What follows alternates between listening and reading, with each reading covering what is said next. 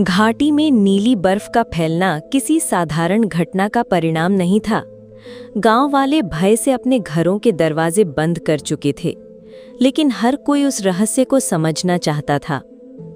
कुछ ही दिनों में नीली बर्फ पूरे गांव तक फैलने लगी।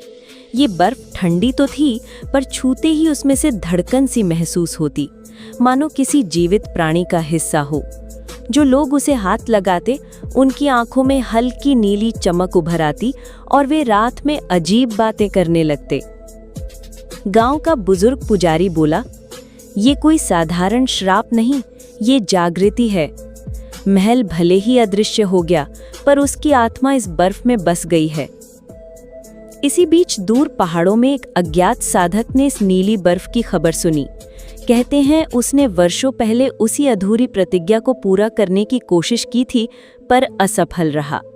वो जानता था कि साध्वी अब लौटकर कभी नहीं आएगी, क्योंकि महल उसे अपने भीतर कैद कर चुका है। एक रात उस साधक ने घाटी का रुख किया।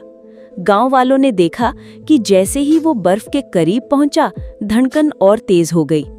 अचानक बर्फ फटकर बीच से दरार पड़ गई। भीतर से नीली रोशनी और धुंध उठी, और फिर सिंहासन पर बैठा हुआ आर्यन उसी रूप में प्रकट हुआ, पर अब उसकी आंखें और गहरी थीं। उसके चारों ओर साध्वी की परछाई भी दिखाई दी, पर वो अब इंसान न रहकर किसी और शक्ति का हिस्सा बन चुकी थी। आर्यन की आवाज गूंजी, वचन पूरा करने की कीमत और बढ़ चुकी है। समय ने जो अधूरा छोड़ा था, वो अब रक्त मांगता है।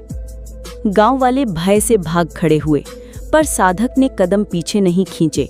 उसने पुकारा, आर्यन, तू इंसान और शापित आत्मा दोनों का संगम है।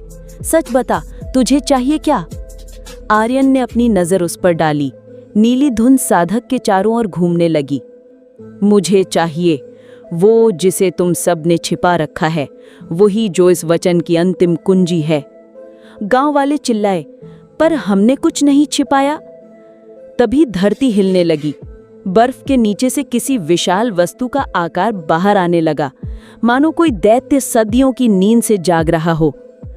साधक ने भयभीत नजरों से देखा और बुदबुदाया, हे देवताओं, अगर ये सचमुच वही है, तो ये सिर्फ एक साम्राज्य का जन्म नहीं, बल्कि अंत का आरंभ होगा। और उसी क्षण नीली बर्फ पूरी तरह चकनाचूर हो गई। उसके भीतर क्या था, ये कोई नहीं जान पाया।